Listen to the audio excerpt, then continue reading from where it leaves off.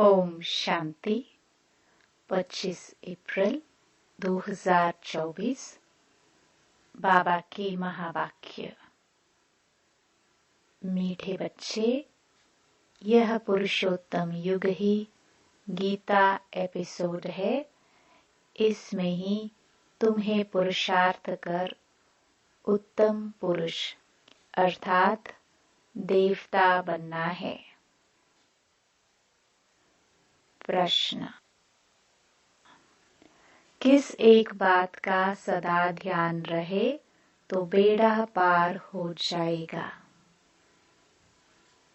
उत्तर: सदा ध्यान रहे कि हमें ईश्वरीय संग में रहना है तो भी बेड़ा पार हो जाएगा। अगर संग दोष में आए, संशय आया तो बेड़ा विषय सागर में डूब जाएगा। बाप जो समझाते हैं उसमें बच्चों को जरा भी संशय नहीं आना चाहिए। बाप तुम बच्चों को आप समान पवित्र और नॉलेजफुल बनाने आए हैं। बाप के संग में ही रहना है। ओम शांति। भगवानुवाच: बच्चे जानते हैं कि बाप वही राजयोग सिखला रहे हैं जो 5000 वर्ष पहले समझाया था। बच्चों को मालूम है, दुनिया को तो मालूम नहीं है, तो फिर पूछना चाहिए गीता का भगवान कब आया? भगवान जो कहते हैं मैं राजयोग सिखलाकर तुमको राजाओं का राजा बनाता हूँ, वह गीता एपिसोड कब हुआ था? यह पूछना चाहिए। यह बात कोई भी नहीं जानते हैं। तुम अब प्रैक्टिकल सुन रहे हो। गीता का एपिसोड होना भी चाहिए कलयुग अंत और सतयुग आदि के बीच में। आदि सनातन देवी देवता धर्म की स्थापना करते हैं तो जरूर संगम पर ही आएंगे। पुरुषोत्तम संगम युग है जरूर। भल पुरुषोत्तम वर्ष गाते हैं परंतु विचारों को पता नहीं है। तुम मीठे मीठे बच्चों को मालूम है उत्तम पुरुष बनाने के लिए अर्थात मनुष्य को उत्तम देवता बनाने के लिए बाप आकर पढ़ाते हैं। मनुष्य में उत्तम पुरुष ये देवताएं लक्ष्मी नारायण हैं। मनुष्यों को देवता बनाया इस संगम युग पर। देवताएं जरूर सतयुग में ही होते हैं, बाकी सब हैं कलयुग में। तुम बच्चे जानते हो हम हैं संगम युगी ब्राह्मण।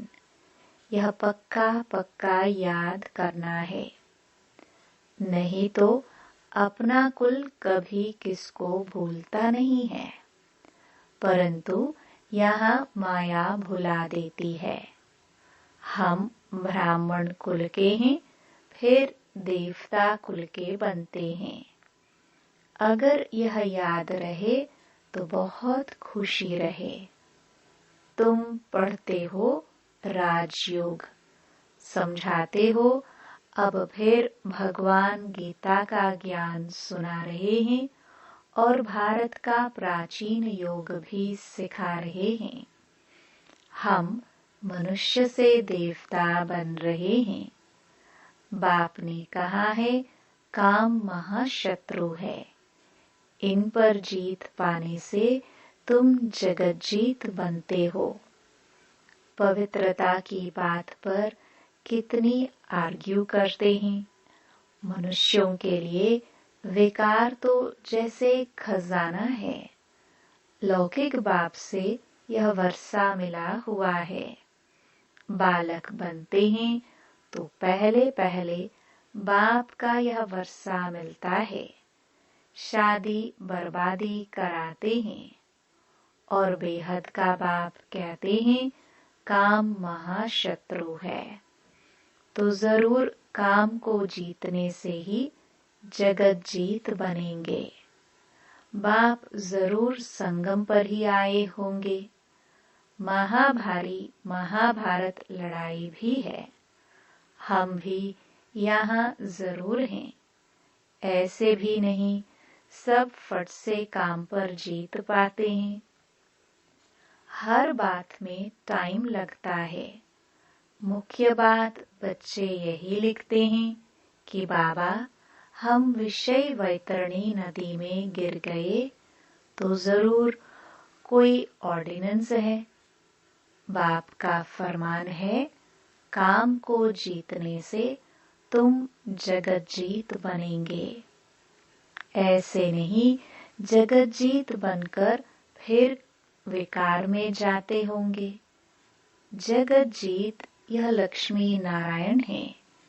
इनको कहा जाता है संपूर्ण निर्विकारी। देवताओं को सब निर्विकारी कहते हैं। जिसको तुम रामराज्य कहते हो वह है वाइसलेस वर्ल्ड। यह है विशियस वर्ल्ड। अपवित्र गृहस्थ आश्रम। बाबा ने समझाया है तुम पवित्र गृहस्थ आश्रम के थे। अब 84 जन्म लेते लेते अपवित्र बने हो। 84 जन्मों की ही कहानी है। नई दुनिया जरूर ऐसी वाइसलेस होनी चाहिए। भगवान जो पवित्रता का सागर है वही स्थापना करते हैं। फिर रावण राज्य भी जरूर आना है। नाम ही है राम राज्य और रावण राज्य। रावण राज्य माना ही आसुरी राज्य। अभी तुम आसुरी राज्य में बैठे हो। यह लक्ष्मी नारायण है दैवी राज्य की निशानी। तुम बच्चे प्रभात फेरी आदि निकालते हो। प्रभात सवेरे को कहा जाता है। उस समय मनुष्य सोए रहते हैं इसलिए देरी से निकालते हैं। प्रदर्शनी भी अच्छी तब हो जब वहां सेंटर भी हो, जहां आकर समझे कि काम महाशत्रु है। इन पर जीत पाने से जगत जीत बनेंगे। लक्ष्मी नारायण का चित्र साथ में जरूर होना चाहिए। ट्रांसलाइट का इनको कभी भूलना नहीं चाहिए। एक यह चित्र और सीढ़ी। ट्रक में जैसे देवियों को निकालते हैं ऐसे तुम यह 2-3 ट्रक सजाकर उसमें मुख्य चित्र निकालते हो तो अच्छा लगता है। दिन प्रतिदिन चित्रों की वृद्धि भी होती जाती है। तुम्हारा ज्ञान वृद्धि को पाता रहता है। बच्चों की भी वृद्धि होती जाती है। उसमें गरीब साहूकार सब आ जाते हैं। शिव बाबा का भंडारा भरता जाता है। जो भंडारा भरते हैं उनको वहां रिटर्न में कई गुना मिल जाता है। तब बाप कहते हैं मीठे मीठे बच्चों तुम हो पद्मा पदम पति बनने वाले, सो भी 21 जन्मों के लिए।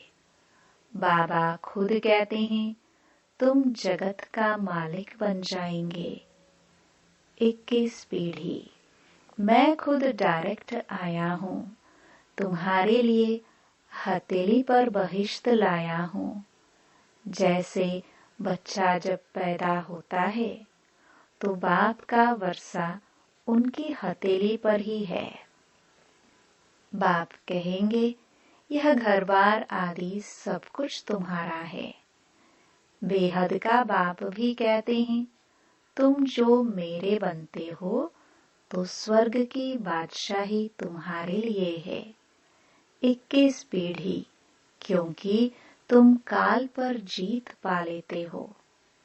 इसलिए बाप को महाकाल कहते हैं।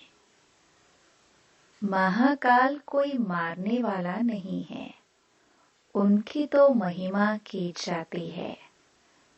समझते हैं भगवान ने यमदूत भेज मंगा लिया, ऐसी कोई बात है नहीं। यह सब है भक्ति मार्ग की बातें। बाप कहते हैं मैं कालों का काल हूँ। पहाड़ी लोग महाकाल को भी बहुत मानते हैं। महाकाल के मंदिर भी हैं। ऐसे झंडियाँ लगा देते हैं तो बाप बैठ बच्चों को समझाते हैं। यह भी समझते हो कि राइट बात है। बाप को याद करने से ही जन्म जन्मांतर के विकर्म भस्म होते हैं, तो उसका प्रचार करना चाहिए। कुंभ के मेले आदि बहुत लगते हैं। स्नान करने का भी बहुत महत्व बताया है। अब तुम बच्चों को यह ज्ञानामृत 5000 वर्ष के बाद मिलता है। वास्तव में इसका अमृत नाम है नहीं, यह तो पढ़ाई है। यह सब है भक्ति मार्ग के नाम। अमृत नाम सुनकर चित्रों में पानी दिखाया है। बाप कहते हैं मैं तुमको राजयोग सिखलाता हूँ। पढ़ाई से ही ऊंच पद मिलता है, सो भी मैं पढ़ाता हूँ। भगवान का कोई ऐसा सजा हुआ रूप तो है नहीं।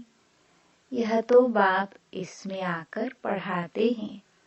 पढ़ाकर आत्माओं को आप समान बनाते हैं। खुद लक्ष्मी नारायण थोड़े ही हैं जो आप समान बनाएंगे। आत्मा पढ़ती है, उनको आप समान नॉलेजफुल बनाते हैं। ऐसे नहीं भगवान भगवती बनाते हैं। उन्होंने श्री कृष्ण को दिखाया है, वह कैसे पढ़ाएंगे। सत्युग में पतित थोड़े होते हैं। श्री कृष्ण तो होता ही है सत्युग में। फिर कभी भी श्री कृष्ण को तुम नहीं देखेंगे। ड्रामा में हर एक के पुनर्जन्म का चित्र बिल्कुल न्यारा होता है। कुदरत का ड्रामा है, बनी बनाई। बाप भी कहते हैं तुम हूबहू इस फीचर से इसी कपड़े में कल्प कल्प तुम ही पढ़ते आएंगे। हूबहू रिपीट होता है ना। आत्मा एक शरीर छोड़ फिर दूसरा वही लेती है जो कल्प पहले लिया था।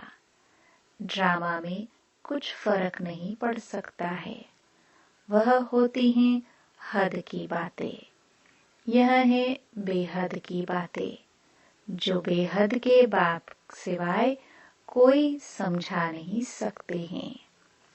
इसमें कोई संशय नहीं हो सकता है। निश्चय बुद्धि हो फिर कोई ना कोई संशय में आ जाते हैं। संग लग जाता है। ईश्वरीय संग चलता चले तो पार हो जाए। संग छोड़ा तो विषय सागर में डूब पड़ेंगे। एक तरफ है क्षीर सागर, दूसरे तरफ है विषय सागर। ज्ञानामृत भी कहते हैं बाप है ज्ञान सागर। उनकी महिमा भी है। जो उनकी महिमा है वह लक्ष्मी नारायण को नहीं दे सकते हैं। बाप है पवित्रता का सागर। भल वह देवताएं सतयुग त्रेता में पवित्र हैं, परंतु सदैव के लिए तो नहीं रहते हैं। फिर भी आधा कल्प के बाद गिरते हैं। बाप कहते हैं मैं आकर सबकी सद्गति करता हूँ। सद्गति दाता मैं एक हूँ। तुम सद्गति में जाते हो, फिर यह बातें ही नहीं होती। अब तुम बच्चे सम्मुख बैठे हो, तुम भी शिव बाबा से पढ़कर टीचर बने हो।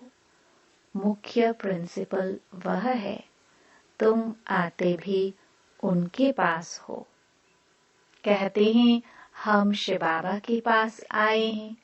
अरे वह तो निराकार है। हाँ, वह आते हैं इनके तन में, इसलिए कहते हैं बाप दादा के पास जाते हैं। यह बाबा है उनका रथ, जिस पर उनकी सवारी है। उनको रथ, घोड़ा, अश्व भी कहते हैं। इस पर भी एक कथा है। दक्ष प्रजापिता ने यज्ञ रचा, कहानी लिख दी है, परंतु ऐसे तो है नहीं। शिव भगवानुवाच, मैं तब आता हूँ जब भारत में अति धर्म ग्लानि होती है। गीतावादी भल कहते हैं यदा यदा ही, परंतु अर्थ नहीं समझते हैं। तुम्हारा यह बहुत छोटा झाड़ है, इनको तूफान भी लगते हैं। नया झाड़ है ना, फिर यह फाउंडेशन भी है। इतने अनेक धर्मों के बीच में एक आदि सनातन देवी देवता धर्म का सैपलिंग लगाते हैं। कितनी मेहनत है। औरों को मेहनत नहीं लगती है, वह ऊपर से आते रहते हैं। यहाँ तो जो सतयुग त्रेता में आने वाले हैं, उन्हों की आत्माएं बैठ पड़ती हैं। जो पतित हैं उनको पावन देवता बनाने लिए बाप बैठ पढ़ाते हैं। गीता तो यह भी बहुत पढ़ते थे। जैसे अब आत्माओं को याद कर दृष्टि दी जाती है तो पाप कट जाए। भक्ति मार्ग में फिर गीता के आगे जल रख कर बैठ पढ़ते हैं। समझते हैं पितरों का उद्धार होगा, इसलिए पितरों को याद करते हैं। भक्ति में गीता का बहुत मान रखते हैं। अरे बाबा कोई कम भक्त था क्या? रामायण आदि सब पढ़ते थे, बहुत खुशी होती थी। वह सब पास्ट हो गया। अब बाप कहते हैं बीते को चिताओ नहीं, बुद्धि से सब निकाल दो। बाबा ने स्थापना, विनाश और राजधानी का साक्षात्कार कराया तो वह पक्का हो गया। यह सब खलास होना है, यह पता नहीं था। बाबा ने समझा यह सब होगा, देरी थोड़ी है। हम जाकर फलाना राजा बनूंगा। पता नहीं बाबा क्या क्या समझते रहते थे। तुम बच्चे जानते हो बाबा की प्रवेशता कैसे हुई। यह बातें मनुष्य नहीं जानते हैं।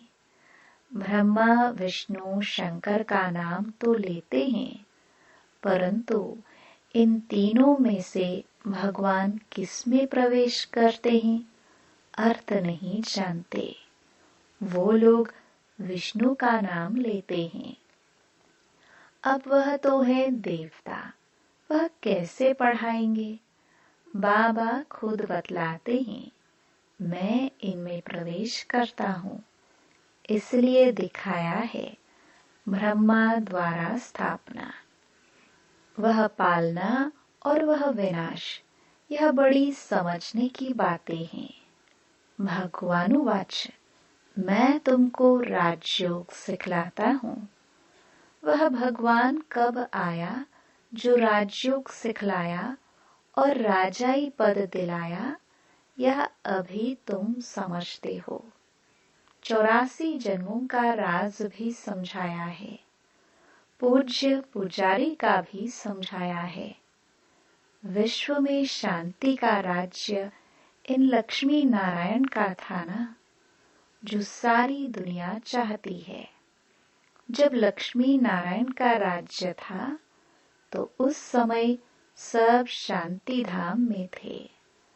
अब हम श्रीमत पर यह कार्य कर रहे हैं, अनेक बार किया है और करते रहेंगे। यह भी जानते हैं कोटों में कोई निकलेगा, देवी देवता धर्म वालों को ही टच होगा। भारत की ही बात है, जो इस कुल के होंगे वह निकल रहे हैं और निकलते रहेंगे। जैसे तुम निकले हो वैसे और प्रजा भी बनती रहेगी। जो अच्छा पढ़ते वह अच्छा पद पाते हैं। मुख्य है ज्ञान योग। योग के लिए भी ज्ञान चाहिए, फिर पावर हाउस के साथ योग चाहिए। योग से विकर्म विनाश होंगे और हेल्दी वेल्दी बनेंगे, पास विद ऑनर भी होंगे। अच्छा, मीठे मीठे सिखिलते बच्चों प्रति माता पिता बाप दादा का याद प्यार और गुड मॉर्निंग। रूहानी बाप की रूहानी बच्चों को नमस्ते। धारणा के लिए मुख्य सार। पहला, जो बात बीत गई उसका चिंतन नहीं करना है। अब तक जो कुछ पढ़ा उसे भूलना है। एक बाप से सुनना है और अपने ब्राह्मण कुल को सदा याद रखना है। दूसरा, पूरा निश्चय बुद्धि होकर रहना है। किसी भी बात में संशय नहीं उठाना है। ईश्वरीय संग और पढ़ाई कभी भी नहीं छोड़ना है। वरदान। रूहानी माशूक के आकर्षण में आकर्षित हो, मेहनत से मुक्त होने वाले रूहानी आशिक भव। माशूक अपने खोए हुए आशिकों को देख खुश होते हैं। रूहानी आकर्षण से आकर्षित हो अपने सच्चे माशूक को जान लिया, पा लिया, यथार्थ ठिकाने पर पहुंच गए।